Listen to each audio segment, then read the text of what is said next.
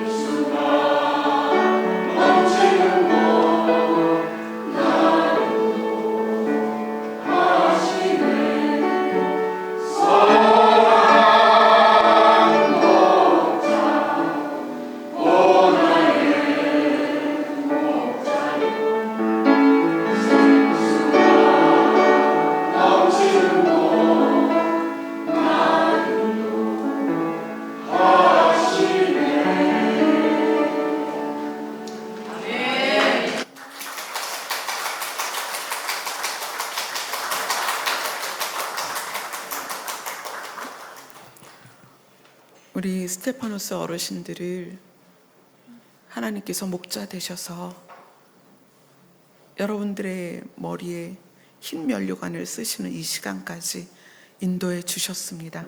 아멘. 그리고 그 인도의 끝이 결국 하나님의 나라죠. 아멘. 감사합니다. 오늘 말씀은 골로새서 3장으로 가겠습니다. 골로새서 3장 8절로 10절입니다.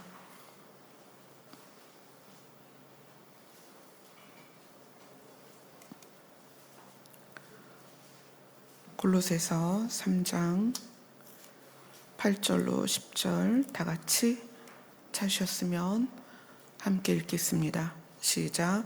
이제는 너희가 이 모든 것을 벗어버리라. 곧 분함과 노여움과 악의와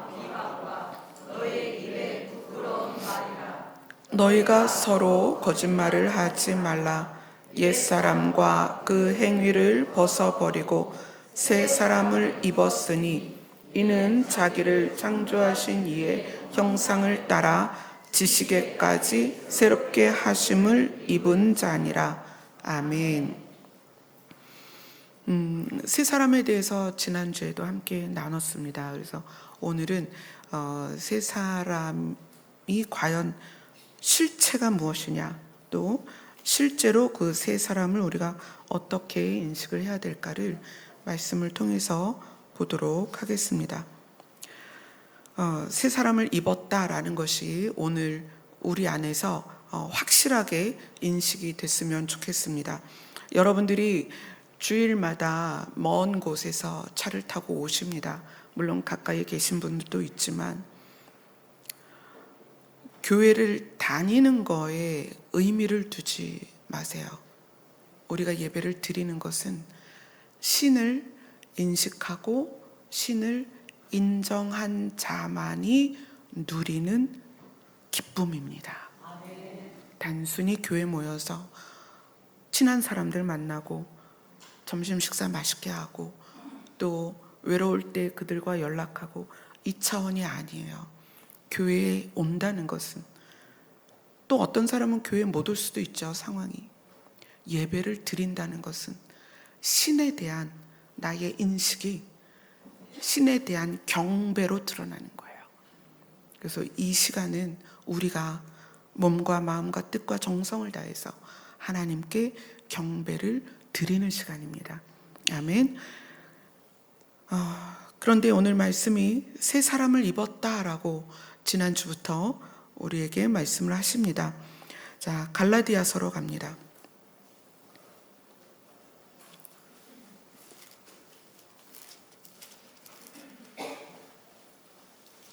갈라디아서 3장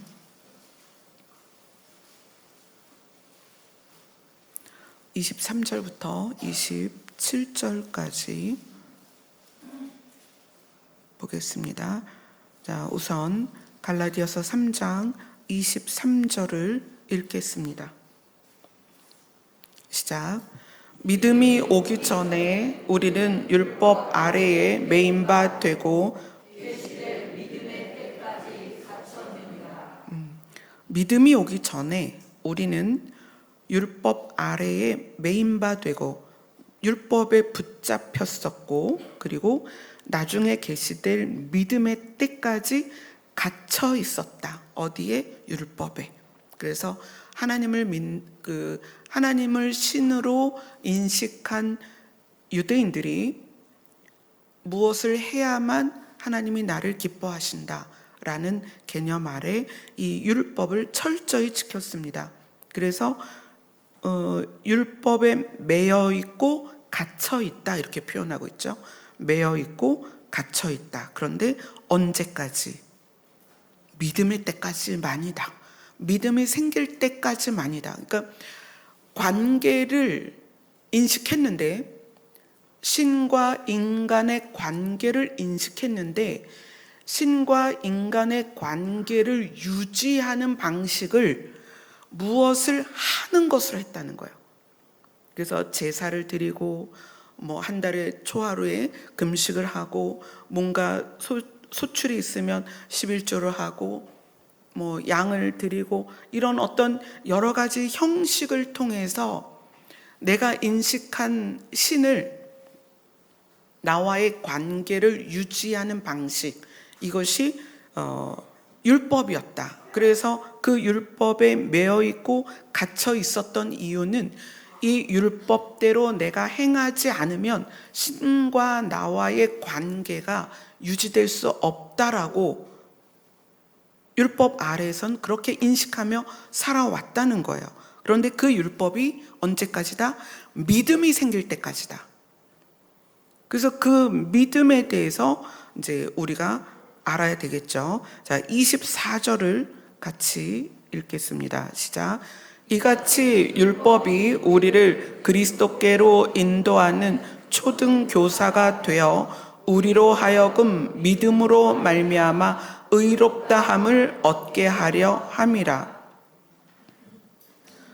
믿음으로 의롭다고 인정받게 하려 함이다. 율법이 그동안 이 율법 안에서 규칙을 정해줬죠. 인간이 신과 관계를 유지하기 위해서는 이런 규칙이 있다. 그러나 성경은 창세기부터 우리가 읽고 있는 신약 성경 이전에 그 성경 안에서 하나님은 지속적으로 메시아에 대한 계시가 있었습니다. 그가 나타날 때까지는 인간이 신과 관계를 유지하는 방식이 율법이었다. 그러나 그 구약의 선지자들이 계시했던 누가 그리스도가 나타나면 그로 말미암아 의롭게 될 거다. 그러니까 의롭게 된다는 것은 우리가 하나님과의 관계를 신 앞에 설 수 있는 자격이거든요. 그러니까 인간이 신 앞에 설 수 없기 때문에 제사를 지내는 거예요. 어린 양을 드리기도 하고 염소를 드리기도 하고 비둘기를 드리기도 하고 자기의 죄값을 거기에 실어서. 그런데 성경은 믿음으로 말미암아 의롭게 될 것이다. 그래서 믿음으로 의롭다고 인정받게 될 것이다. 이렇게 지금 성경이 말하고 있습니다. 자, 25절 같이 읽습니다. 시작. 믿음이 온 후로는 우리가 초등교사 아래에 있지 아니하도다. 초등교사라고 말하죠. 초등교사는 율법을 말하는 거죠. 믿음이 온 후로는 이제 우리는 초등교사 아래에 있지 않다. 26절 같이 읽습니다. 시작. 너희가 다 믿음으로 말미암아 그리스도 예수 안에서 하나님의 아들이 되었으니. 우리가 믿음으로 말미암아, 그러니까 이제 율법이 아니라 인간과 하나님이 관계를 형성하고 유지하는 방식이 바뀌었다. 무엇으로? 믿음으로. 믿음으로 그 방식이 바뀌었다. 누구 안에서? 그리스도 예수 안에서. 그죠? 우리가 이거 계속 보고 있죠. 그리스도 예수 안에 있으면 인간은 하나님과의 관계가 형성이 된다. 그런데 그냥 창조주와 피조물로서의 그 관계가 아니라 그 관계를 뭐라고 말하냐면 하나님의 아들이 되었다. 근데 이게 다른 성경에서는 이렇게 얘기해요. 너희가 다 그리스도 예수님을 믿는 믿음에 의해 하나님의 아이들이 되었다. 그러니까 하나님의 자녀가 되었다. 이렇게 표현을 합니다. 이것을 27절이 우리가 이제 나눠야 되는 대목이 되죠. 27절 같이 읽습니다. 시작. 누구든지 그리스도와 합하기 위하여 세례를 받은 자는 그리스도로 옷 입었느니라. 아멘. 새 사람을 입었다는 것은 그리스도로 옷을 입었다는 것입니다. 그리스도로 옷을 입었다. 새 사람을 입었다. 그리스도로 옷을 입었다라는 것은 사람이 이 지구상에 얼마나 많이 살아요? 지금 몇 억쯤 되나요? 한 80억 되나요? 80억 넘었을까요? 80억을 기준으로 해서 80억의 인구가 지구상에 살고 있는데 이 지구상에 살고 있는 80억의 인구가 두 부류로 나뉜다. 한 부류는 그리스도로 옷을 입은 자고 한 부류는 그리스도로 옷을 입지 않았습니다. 그래서 그리스도로 옷을 입은 자들을 하나님의 자녀가 되었다라고 얘기를 해요. 왜냐하면 그리스도가 하나님의 아들이잖아요. 그 안에 우리가 원래는 그리스도와 관계가 없었는데 그리스도를 믿음으로 그리스도 안에 들어가 버렸어요. 그래서 우리도 누가 되었다? 하나님의 자녀가 되었다. 그래서 지구상의 80억 인구는 하나님의 자녀로서 살아가는 사람이 있고 하나님의 자녀가 아닌 사람이 있습니다. 이것은 다시 말하면 지구상의 80억 인구 중에 일부는 신의 자녀가 되었고 일부는 신의 자녀가 아니라는 거예요. 다시 표현한다면 지구상의 80억 인구 중에 일부는 신성을 소유했고 일부는 인성만 가지고 산다는 거예요. 예수님이 이 땅에 오셨을 때 그분이 인간으로 오셨지만 그분은 신성을 가지고 계셨습니다. 우리가 하나님의 아들이 되었다, 하나님의 아이들이 되었다, 하나님의 자녀가 되었다는 것은 인간으로 지구에 살고 있지만 그 안에 신성이 있다는 거예요. 그래서 이 신성을 소유한 인간이라는 자기 존재에 대한 인식, 이것이 시작될 때 이것을 성도다라고 얘기하는 거예요. 아무나 성도가 아니라 내 안에 신성이 있어서 신의 자녀로서 비록 우리의 발은 땅을 디디고 있지만 신의 자녀로서 이 세상을 살아가는 것을 성도다, 우리는 그렇게 말할 수 있습니다. 그래서 새 사람을 입었다라는 것은 그리스도를 입었다. 그래서 그리스도를 입었다라는 것은 존재가 바뀌는 거예요. 인간으로 살아오다가 이 인간 안에 신성이 들어온 것을 말합니다. 그래서 굉장히 달라요. 존재 자체가 다른 거예요. 겉으로 보기에는 눈 2개, 코 하나, 입 하나 똑같죠. 먹는 것도 똑같고 생활 방식들이 거의 비슷합니다. 그러나 존재가 다르다는 거예요. 이것을 내가 인식하고 있느냐. 그래서 저는 주일날 여러분들이 이곳에 모일 때마다 저는 여러분들 한 사람 한 사람을 향하여 그걸 말하고 싶어요. 당신은 신성을 소유한 사람입니다. 교회를 다니는 교인이라는 그 범위에 머물러 있는 게 아니에요. 교회 다니는 사람, 그게 아니라 여러분은 신성을 소유한 사람이다. 다시 구체적으로 말하면 신의 자녀들이다.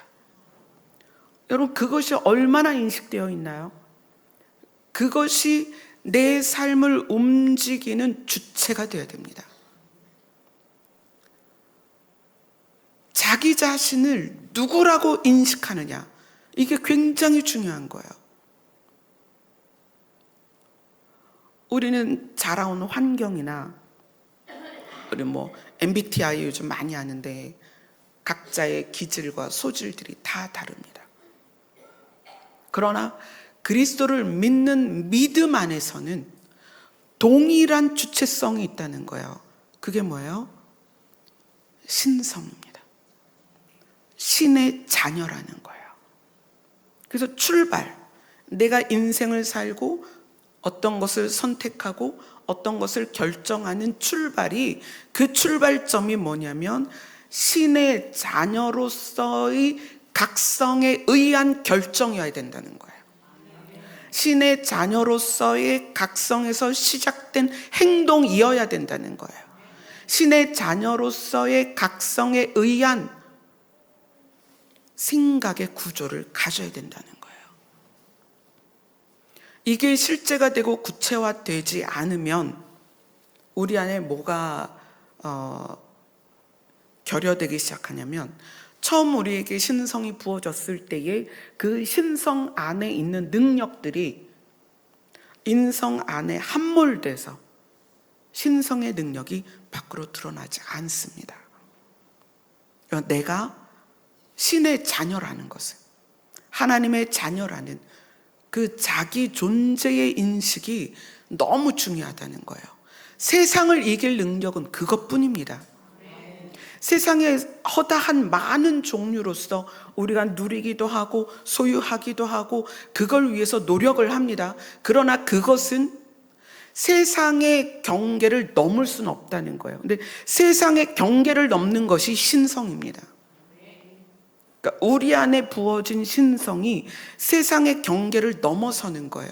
세상의 경계를 넘는다는 것은 세상이 보지 못하는 것을 보고 세상이 알지 못하는 것을 알고 세상이 누리지 못하는 것을 누릴 수 있다는 거예요. 여러분이 거기에 도전하세요. 여러분 안에 있는 신성을 가지고 세상을 넘어서라는 거예요. 여러분 안에 있는 신성을 가지고 신성의 능력을 맛보셔야 됩니다. 자, 로마서 6장으로 갑니다.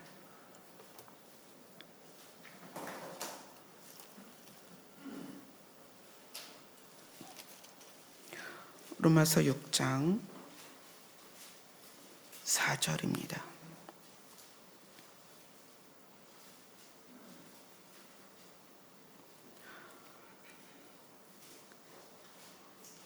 같이 읽겠습니다. 로마서 6장 4절 시작. 그러므로 우리가 그의 죽으심과 합하여 세례를 받음으로 그와 함께 장사되었나니 이는 아버지의 영광으로 말미암아 그리스도를 죽은 자 가운데서 살리심과 같이 우리로 또한 새 생명 가운데서 행하게 하려 함이라. 우리가 세례를 받았다. 그러니까 물론 이제 교회에 오면은 세례를 받죠. 또 교단마다 세례를 주는 방식이 다릅니다. 사실 그거는 형식이고 여기에서의 세례는 우리가 그리스도와 함께 이 몸을, 이 세례가 이제 노아 때에 방주 밖에 있던 사람들이 다 물에 빠져 죽었잖아요. 물에 빠져 죽은 이유는 죄 때문입니다. 그래서 우리는 그리스도와 함께 죄에 대하여는 육신이 죽고 또 그리스도와 함께 아버지의 영광으로 말미암아 우리는 살아났습니다. 그래서 물에 빠져 죽는 우리의 육신은 이미 죽었다라고 생각하고 그리스도로 말미암아 부활하신 그 생명이 우리 안에 있다는 거예요. 그렇죠? 그래서 그것을 뭐라고 부른다? 새 생명이라고 부른다.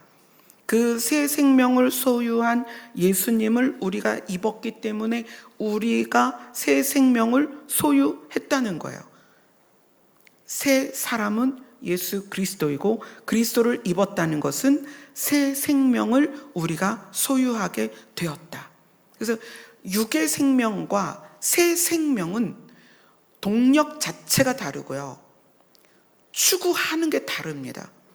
그래서 우리가 교회를 다닐 때 내가 육체의 생명과 새 생명 가운데 어떤 거에 몰입되어 있는지 또는 어떤 거를 더 중요하게 생각하는지를 우리가 스스로 인식할 필요가 있다는 거예요. 자, 그 위로 가서 로마서 5장 21절을 같이 보겠습니다. 같이 읽습니다. 시작. 이는 죄가 사망 안에서 왕 노릇한 것 같이 은혜도 또한 의로 말미암아 왕 노릇하여 우리 예수 그리스도로 말미암아 영생에 이르게 하려 함이라. 신을 인식한다는 것은 신과 인간의 관계를 인식하는 거예요. 그리고 신과 인간의 관계를 인식하면서 신의 소원, 신의 뜻을 인식하게 됩니다. 신의 뜻이 무엇이냐? 인간을 이 땅에 있는 게 아니라 신의 나라로 데려가려는 것이 신의 뜻이다. 그런데 인간이 신의 나라에선 살 수가 없잖아요. 질이 다르니까. 그죠? 인간은 시간의 지배를 받고 있는데 영원에 있는 신의 영역으로 어떻게 들어가냐는 거예요. 여러분, 교회를 다닌다는 것은, 믿는다는 것은 영역의 차이예요. 사람은 시간의 영역에 살고요. 신은 시간이 없는 영원의 영역에 살아요. 자, 우리가 교회를 다닌다는 것은 공간적으로 집에서 이동하여 이 장소에 온 것 같지만 이것은 장소의 문제가 아니고 영역의 문제다. 어떤 영역? 신의 영역과 인간의 영역의 문제다. 지금은 비록 우리가 인간의 모습으로 이곳에 있지만 신을 인정하고 그분의 아들을 믿고 그분의 아들로 말미암아 새 생명을 받아서 영생에 이르게 되는 이 과정을 믿는다는 것은 우리의 차원이 다르다는 거예요. 육의 차원에서 신의 차원으로. 영역이 다르다는 거예요. 인간의 영역에서 신의 영역으로. 우리가 도전하고 우리가 진입하는 영역과 차원이 전혀 다르다는 거예요. 그래서 우리의 행동 양식이, 생각의 구조가 달라져야 된다는 거예요. 창세기 3장으로 갑니다.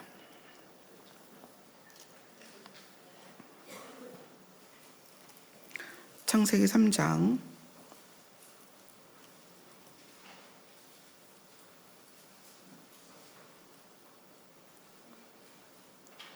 7절입니다.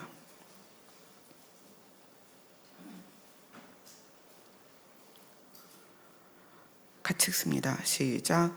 이에 그들의 눈이 밝아져 자기들이 벗은 줄을 알고 무화과 나무. 네. 자, 아담과 하와가 죄를 짓고 에덴에 있을 때에는 자기들이 벗은 걸 알고 수치를 가리기 위해서 무화과 나무 잎을 엮어 치마로 몸을 가립니다. 그런데 무화과 나무 잎이 상징하는 게 뭐냐면 인간의 수치, 인간의 연약함은 세상의 것으로는 어떤 것으로도 해결할 수 없다. 무화과 나무 잎은 그 당시에 굉장히 많은 것들이 있었을 텐데 왜 하필이면 무화과 나무 잎이었을까? 이것은 율법을 우리에게 암시하고 있는 거예요. 이스라엘을 무화과 나무로 비유를 하기 때문에 무화과 잎이라는 것은 율법을 암시해요. 그러니까 율법은 인간이 신을 인식하고 관계를 유지하는 방식입니다. 그게 율법이에요. 그리고 인간이 자기의 수치를, 연약함을, 부족함을 가리기 위해서 세상에 많은 수단을 가져옵니다. 그래서 돈도 벌어보고 외모도 성형을 해보고 또 어떤 지위도 높아져 가보고 이게 나의 부족을 채우는 거란 말이에요. 나에게 있는 열등감이나 수치나 연약함을 그러한 방식들로 해결해 보지만 인간의 근본적인 그 문제는 세상의 것으로는 절대 되지 않는다는 거예요. 그래서 하나님이 어떻게 하실까요? 21장으로 갑니다. 창세기 3장 21절.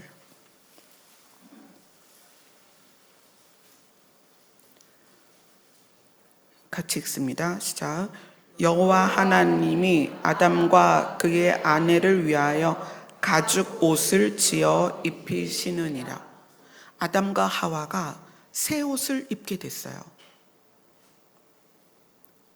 열심히 자기가 노력해서 나뭇잎을 따서 엮어서 치마를 만들었지만 해가 중천에 뜨면 다 말라버리는 거예요. 다 부스러져 버리는 거예요. 여러분, 우리의 존재는 세상 것으로 결코 나를 채울 수 없습니다. 제가 어렸을 때 생각해 보면 방 한 칸에 할머니, 아버지, 어머니, 오빠, 저 여동생 6명이 방 하나에서 살았어요. 그러면은 베개를 6개를 딱 놓으면 방 크기가 베개 6개 넓이였어요. 근데 사람의 몸이 베개보다 넓잖아요. 그렇죠? 그러면은 이제 누구 하나가 뒤집으면 다 같이 뒤집어야 돼요. 누구 하나가 움직이면 다 같이 움직여야 돼요. 그래서 제 버릇이 그때 당시에 어떻게 버릇이 됐냐면 늘 벽 쪽에서 자요. 그러니까 제 여동생이 이제 늘 엄마 옆에서 자니까 저는 벽에 붙어서 벽에 이렇게 붙어서 잤어요. 그러면 이제 이 옆 사람의 간섭을 좀 최대한 덜 받으려고. 근데 그러면서 쭉 살다가 지금은 빌리지에서 살고 있잖아요. 얼마나 좋아졌어요. 정말 많이 몇십 배, 몇백 배 좋아졌거든요. 근데 이걸로 만족이 되냐는 거예요. 우리 사람의 마음이, 눈이 아니잖아요. 아담과 하와가 무화과 나무 잎으로 그렇게 엮어서 아무리 자기의 수치를 가리려 해도 안 된다는 거예요. 이거는 인생을 살면 살수록 그게 알아져요. 우리 스테파노스 어르신들 한 가닥 하셨죠, 다. 그죠? 여러분들 다 한 가닥 하셨잖아요.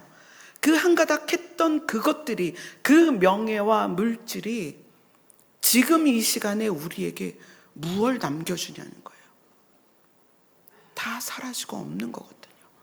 그래서 하나님께서 아담과 하와에게 동물을 잡아서, 이거는 이제 뭐 자세하게 누구의 가죽이다, 이게 악어 가죽일지 소의 가죽일지 양의 가죽일지는 모릅니다. 그러나 우리는 이제 유추하기를 양의 가죽일 것이다. 왜냐하면 예수님이 어린 양으로서 우리에게 비유로 설명되기 때문에 양의 가죽 옷을 입히셨을 것이다 라고 설명을 합니다.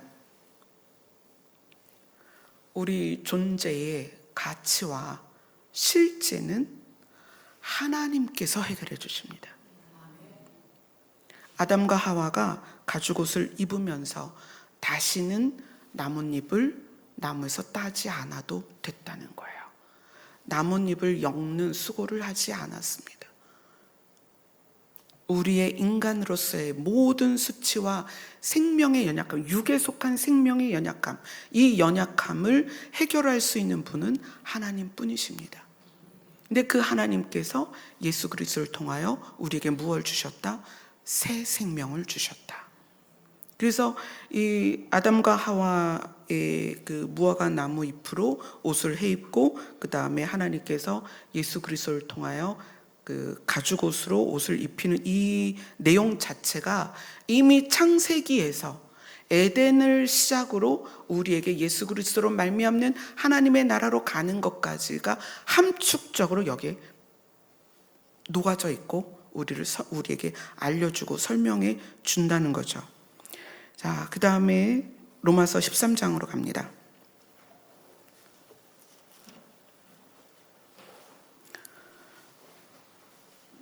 새 사람이라는 것은 예수 그리스도를 말하는 것입니다. 자, 그렇다면 로마서 13장 11절로 14절을 같이 보겠습니다. 로마서 13장 11절로 14절 같이 읽습니다. 시작. 또한 너희가 이 시기를 알거니와 자다가 깰 때가 벌써 되었으니 이는 이제 우리의 구원이 처음 믿을 때보다 가까웠음이라. 밤이 깊고 낮이 가까웠으니 그러므로 우리가 어둠의 일을 벗고 빛의 갑옷을 입자. 낮에와 같이 단정히 행하고 방탕하거나 술 취하지 말며 음란하거나 호색하지 말며 다투거나 시기하지 말고 오직 주 예수 그리스도로 옷 입고 정욕을 위하여 육신의 일을 도모하지 말라. 새 옷을 입는다, 새 사람을 입는다, 그리스도로 옷을 입는다. 이 부분은 예수 그리스도를 통하여 새 생명을 받아서 신의 자녀가 되고 영생에 이르는 그 자격으로서, 신의 자녀로서의 자격을 얻는 모습뿐만 아니라 또 뭐가 있냐면, 예수 그리스도로 옷을 입는다는 것은 12절에 보면 어둠의 일을 벗고, 이거는 어둠의 행위를 벗고 빛의 갑옷을 입자. 예수 그리스도로 옷을 입는다는 것은 질의 회복입니다.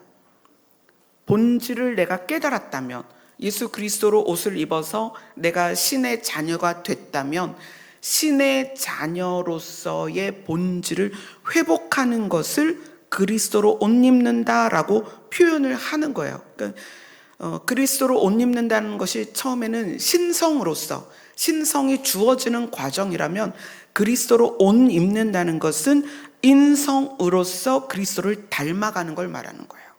그래서 새 사람을 명사로 하면 예수 그리스도입니다.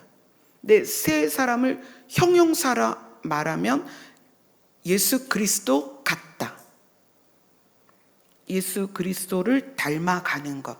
그것이 예수 그리스도로 옷 입는다는 것의 두 가지 표현이에요. 그래서 우리가 이제 예수 그리스도로 옷 입는다는 것으로 영생을 얻고 새 생명을 통하여 하나님의 나라로 가는 하나님의 자녀로서의 자격을 말한다면, 또 하나는 예수 그리스도로 옷 입는다는 것은 예수 그리스도처럼 또는 예수 그리스도 같이 또는 예수 그리스도를 따라, 이런 여러 가지 표현으로서 예수 그리스도를 닮아가는 삶을 말하는 거예요. 이 두 가지가 어떤 것도 빠져서는 안 됩니다. 반드시 이 두 가지가 같이 가야 돼요. 왜냐하면 계시록 13장으로 갑니다. 이 두 가지가 왜 같이 가야 되느냐? 계시록 13장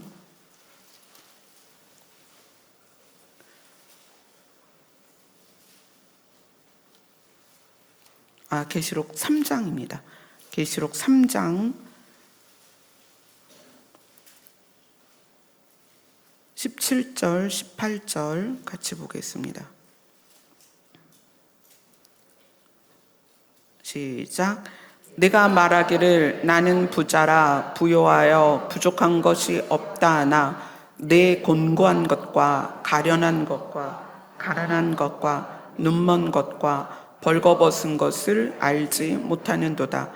내가 너를 권하노니 내게서 불로 연단한 금을 사서 부요하게 하고 흰옷을 사서 입어 벌거벗은 수치를 보이지 않게 하고 안약을 사서 눈에 발라 보게 하라.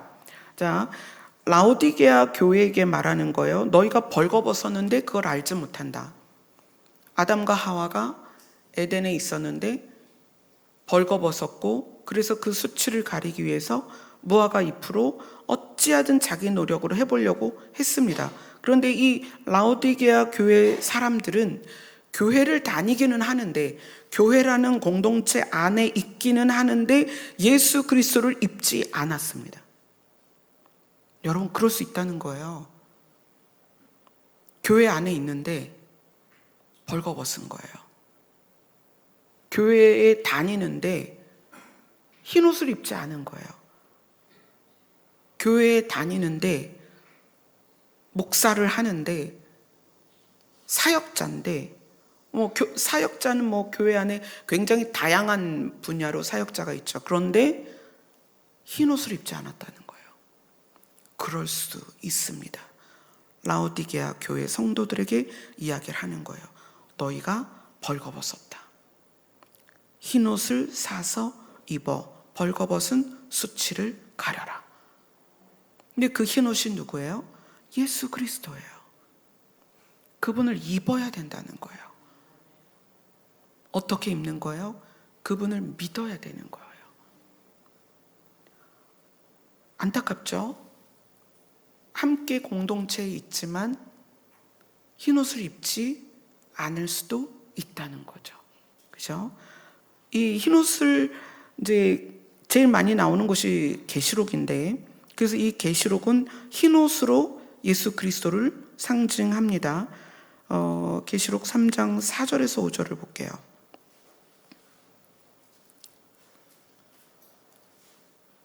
이거는 사대교회 성도들에게 쓴 편지입니다. 3장 4절 5절 같이 읽습니다. 시작. 그러나 사대에 그 옷을 더럽히지 아니한 자 몇 명이 내게 있어 흰옷을 입고 나와 함께 기다리니 그들은 합당한 자인 영고라.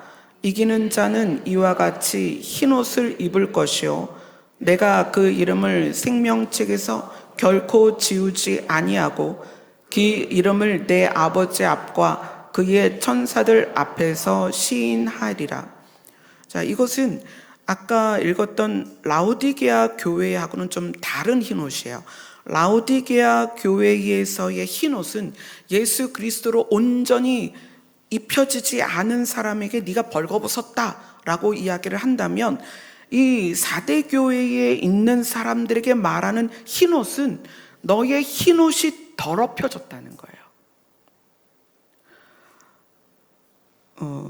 1절을 보면 내가 너의 행위를 아노니, 요한계시록 3장 1절입니다. 내가 너의 행위를 아노니 너의 삶의 열매를 아노니 네가 살아있다 하는 이름을 가졌으나, 그럼 그게 누구예요? 예수 그리스도를 가졌으나 죽은 자로다. 왜냐하면 삶이 그것을 드러내지 못하고 있다는 거예요. 너는 너는 깨어서 그 남은 바 죽게 된 것을 굳건하게 하라. 깨어서 너의 안에 이제 좀 남아있는 예수 그리스도를 믿음으로 해서 가지게 된 선한 양심에 남아있는 그 부분, 그걸 죽어가는 그 남은 부분을 어떻게 해라? 강하게 해라. 내 하나님 앞에 너의 행위에 온전한 것을 찾지 못하였다. 너의 행위에 온전한 것을 발견하지 못했다. 3절을 같이 읽겠습니다. 시작.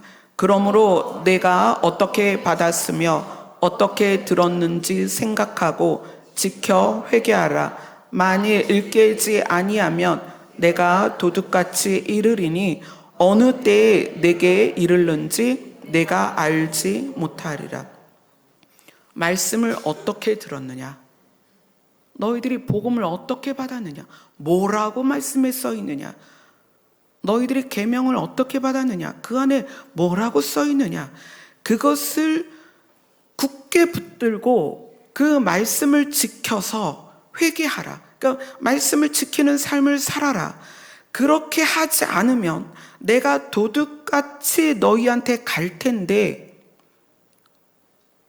너희는 내가 가는 걸 알지 못하는데, 그 상태에서 죽은 자로 나를 만나지 말라는 거예요.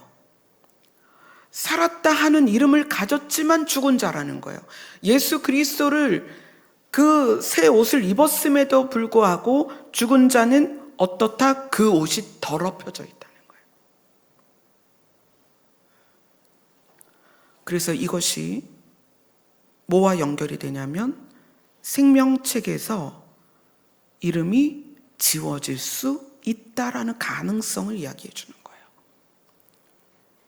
아주 조금 남았는데 그것을 살려서 그것을 좀 강하게 해라. 신의 성품이 우리 안에서 살아 움직이지 않으면 생명책에서 이름이 지워질 수 있다는 거예요. 생명책이 뭐냐면 새 생명을 받은 사람들의 이름이 써 있는 거예요. 근데 새 생명을 받은 사람들이, 신성을 받은 사람들이, 하나님의 자녀가 된 사람들이 신의 성품으로 가지 않으면 생명책에서 이름이 지워진다는 거예요. 이것은 율법을 지키라는 게 아니에요. 매뉴얼대로 하라는 게 아니에요. 하나님의 말씀을 어디에 두어라? 우리의 마음에 두어라. 그래서 예수님이 말씀하시는 거예요. 온유와 겸손을 나에게서 배워라. 새 사람을 입었다는 것은, 예수 그리스도를 옷 입었다는 것은 우리가 신의 자녀로 되는 자격의 변동이기도 하지만, 예수 그리스도를 옷 입었다는 것은 예수 그리스도처럼 살아야 되는 이 두 가지를 다 가지고 있다는 거예요. 교회를 다니고 예수 그리스도로 말미암아 새 생명을 받았음에도 불구하고 우리가 예수님처럼 살지 않으면 그것이 현저히 그 생명력이 떨어져서 어떻게 된다? 죽은 자로다. 너가 살았다 하는 이름을 가졌으나 죽은 자로다. 그래서 어떻게 된다? 생명책의 이름이 지워진다. 무서운 얘기예요. 그래서 이렇게 말씀하십니다. 내가 도둑같이 올 것이다. 깨어나라. 여러분, 이 깨어난다는 것은 예수 그리스도가 오실 것에 대한 각성이 아닙니다. 여러분, 우리가 착각하고 있는 게 예수 그리스도께서 오실 것을 아는 것이 깨어난다고 생각해요. 아닙니다. 우리의 본성이 인성에서 신성으로 가는 것이 깨어나는 것이에요. 육에 속한 우리의 성품이 그리스도의 성품으로 가는 것이 깨어나는 거예요. 현저히 육에 속한 우리의 생각들이 예수 그리스도의 생각으로 닮아가는 것이 깨어나는 것입니다. 아무리 예수 그리스도께서 오실 것을 알고 징조를 보면서 야, 이제 곧 오시겠다, 그래도 나의 인성이 신성으로 가지 않으면 이미 우리가 살아있는 이름을 가졌지만 죽은 자가 되었기 때문에 생명책에서 이름이 흐려졌다는 거예요. 그래서 제가 주님 오십니다, 세상에 이런 일이 있습니다, 어떻게 됐습니다, 뭐 이스라엘에 지금 전쟁이, 이런 걸 많이 말하지 않는 이유는 그게 필요하긴 하지만 그게 나를 살리는 것 아니라는 거예요. 나를 살리는 것은 그리스도를 닮아가는 거예요. 그리스도를 닮아가는 것은 삶에서 열매로 나타납니다. 이건 너무 중요한 거예요. 왜냐하면 예수님이 도둑같이 오신대요. 여러분, 도둑이 언제 올지 예고하고 오면 우리가 방어를 하겠죠. 그러나 예수님은 도둑같이 오신다고 말씀하셨어요. 언제 오실지 아무도 모른다는 거예요. 언제 오실지 모른다는 것은 오늘도 오실 수 있다는 거예요. 누구도 장담을 못한다는 거예요. 그래서 첫 번째는 신이 인정되었다면 여러분, 예수님을 믿으세요. 예수님이 믿어졌다면 여러분에게 신성이 부어졌습니다.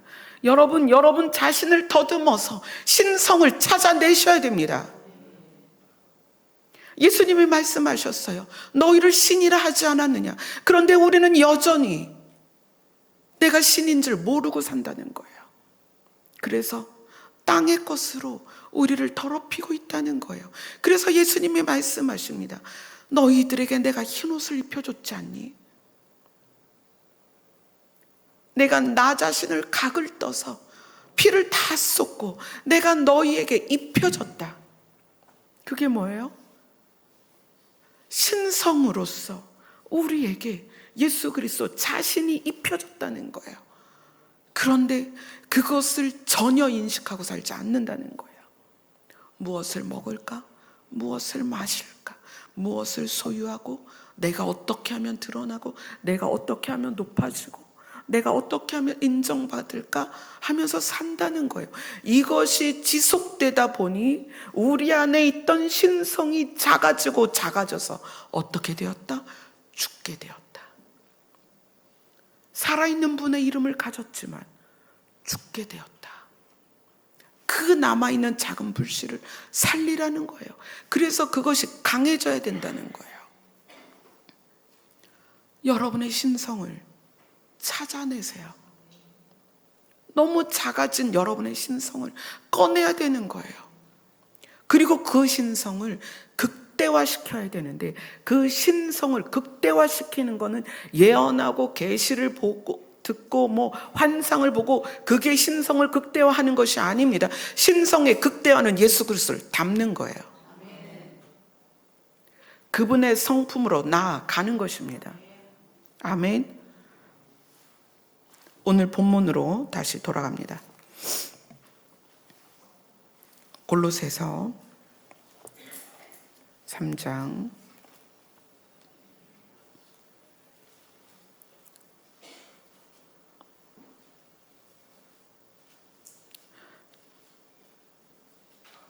7절로 10절까지 같이 읽겠습니다. 시작. 너희도 전에 그 가운데 살 때에는 그 가운데서 행하였으나 이제는 너희가 이 모든 것을 벗어버리라. 곧 분함과 노여움과 악의와 비방과 너희 입에 부끄러운 말이라. 너희가 서로 거짓말을 하지 말라. 옛사람과 그 행위를 벗어버리고 새 사람을 입었으니 이는 자기를 창조하신 이의 형상을 따라 지식에까지 새롭게 하심을 입은 자니라. 우리가 예수님이 믿어진다면 새 사람을 입은 거예요. 우리 안엔 새 생명이 있고 이미 우리는 신이 되었습니다. 예수님처럼 인간의 몸이지만 그 안에 신성이 있다는 거예요. 여러분의 신성을 꺼내세요. 찾아내셔야 됩니다. 이것을 방치하면 살아있는 분의 이름을 가졌지만 죽은 자가 되는 거예요. 여러분의 신성을 더듬어 찾으세요. 그리고 그 신성을 극대화시키는 것이 무엇이다? 그리스도를 닮아가는 것이다. 그것이 신성의 극대화다. 아멘. 기도하겠습니다.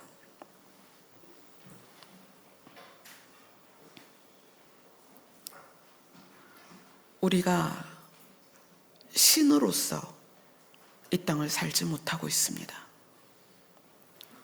신이지만 인간처럼 시기하고 질투하고 다투고 욕심과 탐욕 속에 나를 위하여 찾고 찾으며 살아가고 있습니다.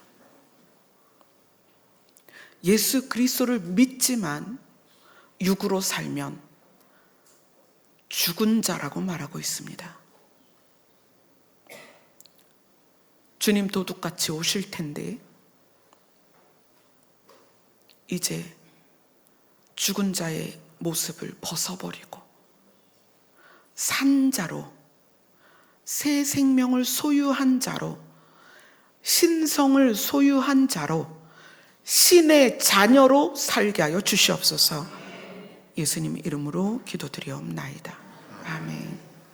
우리의 신성이 회복되기를 소망하는 마음으로 고백하겠습니다.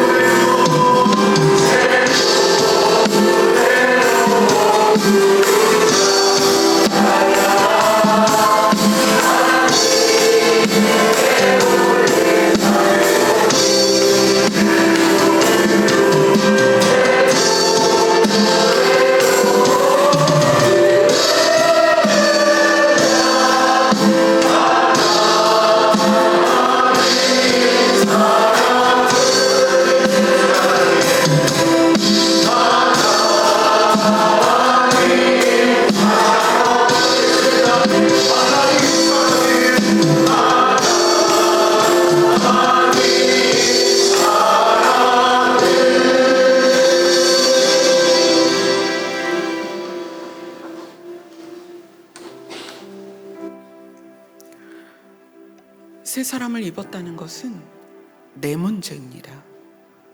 여러분, 다른 사람이 새 사람을 입었냐 안 입었냐 그거 보지 마세요.